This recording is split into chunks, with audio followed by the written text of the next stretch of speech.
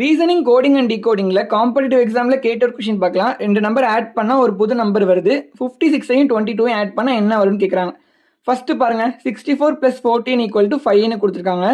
64ஐ தனித்தனி நம்பராக பிரித்து ஆட் பண்ணுங்க, உங்களுக்கு 10 கிடைக்குமா? அதே மாதிரி 14ஐயும் அதே மாதிரி பண்ணுங்க. 1 + 4 5ன்னு கிடைக்கும். கிடைச்சிருக்க 2 நம்பரை சப்ராக்ட் பண்ணுங்க, மைனஸ் பண்ணுங்க. ஸோ 10 - 5 நமக்கு 5ன்னு கிடைக்கும். கிடைச்சிருக்கா? அதே மாதிரி நெக்ஸ்ட் பண்ணுங்க. 92 31, 92னா 9 + 2ன்னு எழுதணும். ஸோ 11 கிடைக்கும். 31னா 3 + 1 எழுதணும். ஸோ 4ன்னு கிடைக்கும். ஸோ சப்ராக்ட் பண்ணுங்க, உங்களுக்கு 7ன்னு கிடைக்கும். கரெக்டா? 11 - 4 7. இப்போ அடுத்தது நீங்க ட்ரை பண்ணுங்க.